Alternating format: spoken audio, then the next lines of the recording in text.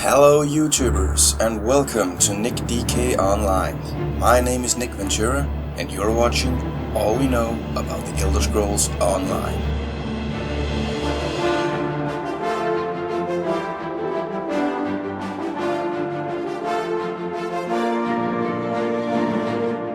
Okay guys, today we start a new line of videos with the All We Know series, and that is the racial videos. I will be releasing 9 videos with a run-through of the different races in the Elder Scrolls Online. And as always, you can see them all here on YouTube, or you can visit the Elder Realm webpage where all your ESO needs will be met. The more I know about the character that I play, the more I am pulled into the game. Knowing my background governs many of my in-game choices and gives a deeper understanding of the lore and the quest stories. So I want to give you the same experience by providing you with these videos.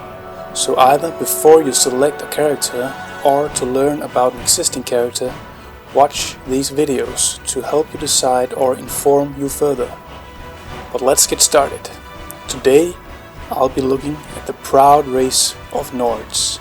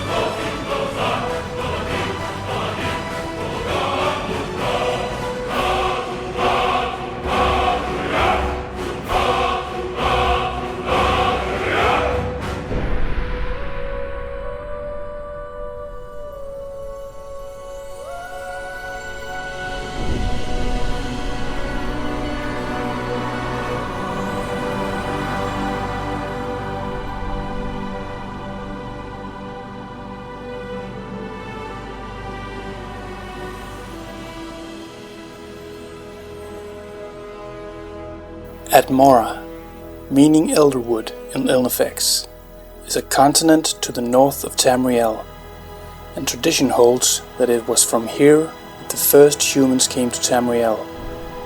The name is a corrupted form of the Altmeri's title Atmora, a designation for the northernmost landmass inhabited by Mer.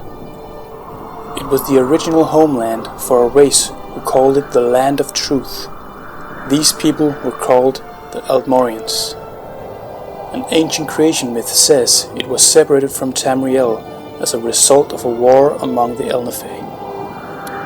Legends say that Atmora was once very green and prosperous until the freezing, which turned it into an inhospitable wasteland plagued by civil war, causing its people to migrate to Tamriel in waves throughout the Merithic and First Era. In the midst of this, Yaskramor, a revered Nordic hero, gathered all who would follow him and sailed south to Tamriel. They eventually came ashore in Skyrim at a place now known as Sarak Head. As there was already elves or mere population on the continent, the immigrants adopted Marath in tribute to the Altmeri elves who had already settled most of the continent. Contrary to popular belief, Yaskramor was not the first human to create a settlement in Tamriel. He and his colonists were simply the latest of a long line of immigrants from Atmora. There was in fact already an indigenous human population upon their arrival.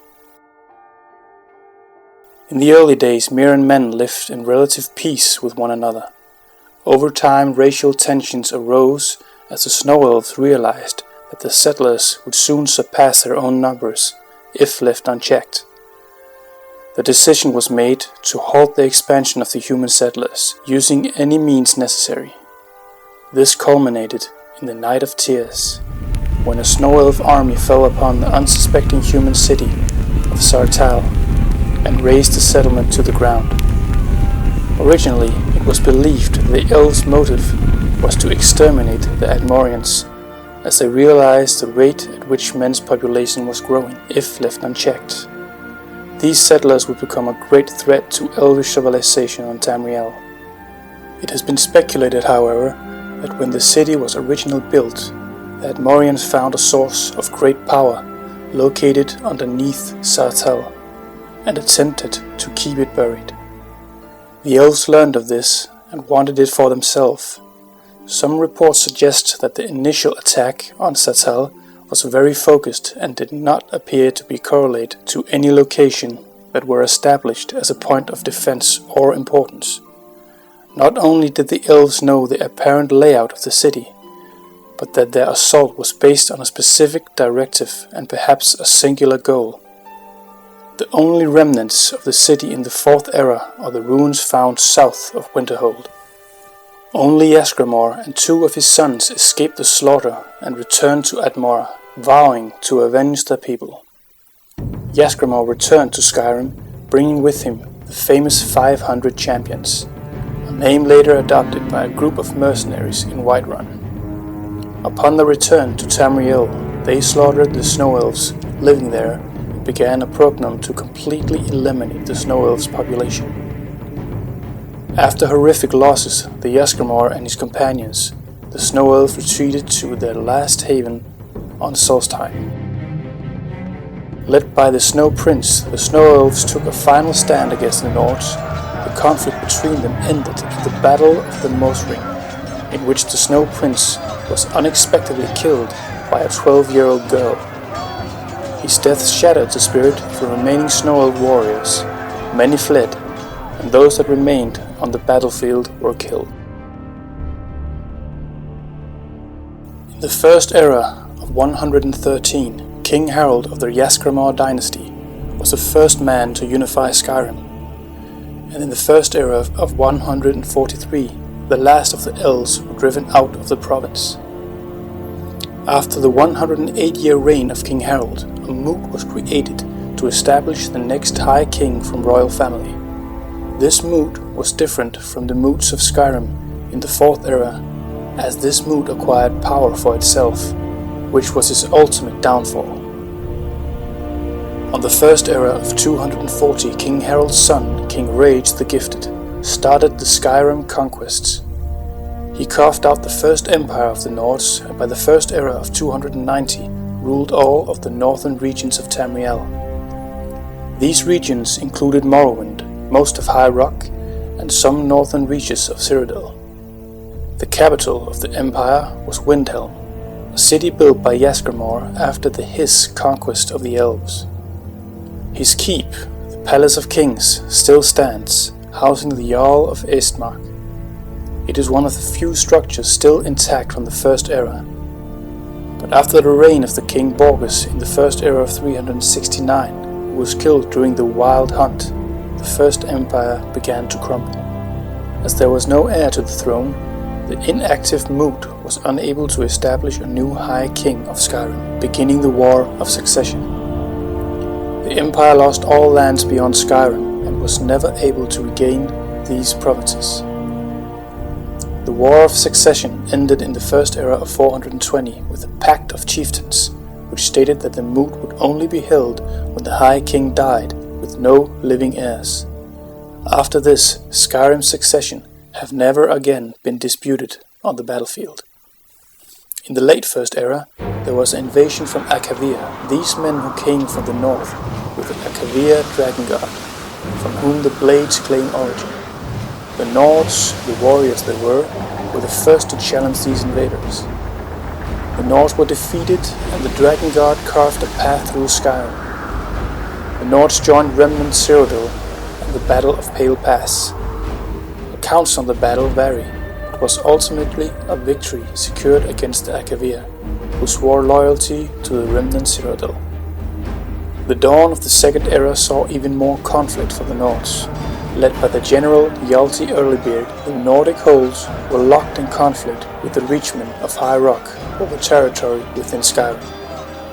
Allying himself with the Covenant King of Chulachain, Hjalti was able to push the Reachmen back into the nearly impregnable fortress at Old Croldan. The two forces seemed at an impasse until the intervention of the god Ysmir. Ysmir came to Hjaltir in the night and taught him the way of the voice. When the morning came, Hjaltir led his army to the gates of the fortress and shouted down its walls, achieving victory. Hjaltir was then given the name Talas, meaning storm crown. However, the Nordic people resented the fact that the Chultan and Hjaltir sought to reforge the old empire in the year of 852. Shortly after the two generals travelled to Cyrodiil, and allied forces of Nords and Bretons marched south and conquered all of major passes and settlements in the Gerald Mountains.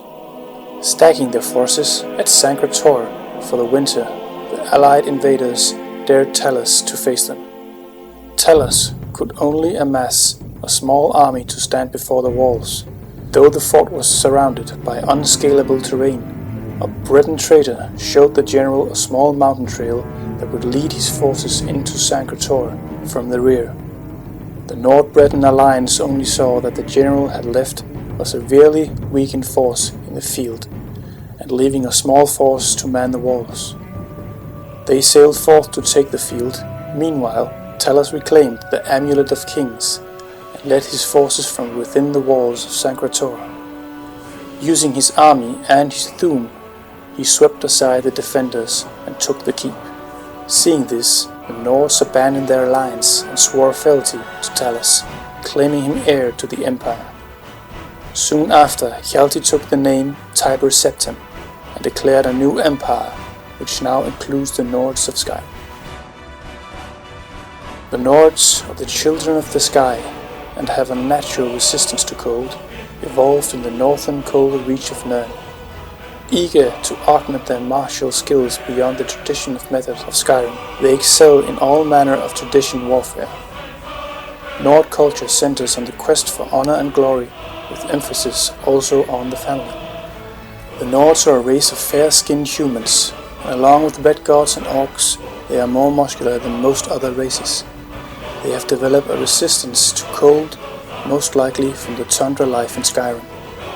The Nords inhabit the province of Skyrim, and to learn more about this province, please click the link and you will be taken to the lore video about Tamriel and the part about Skyrim. In the setting of the Elder Scrolls Online, Skyrim is ruled by Jorun of Eastern Skyrim and is acting king of the Great Mood. But he does not rule absolutely. His decisions must be ratified by the races of Dark Elves and Argonians in a unique form of governance called the Great Mood. He is down to earth, humorous, and has an iron will to succeed. So, if you are looking to be a strong-willed character with the blood of battle in your veins and a rich history of proud people, join the Ebonheart Pact and create a Nord.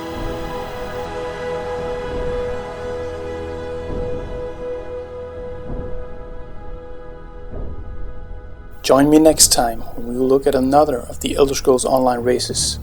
You can leave a comment and vote on what race you want to learn about next. Plus, don't forget to subscribe for more Elder Scrolls Online videos. So, join me next time in all we know about the Elder Scrolls Online.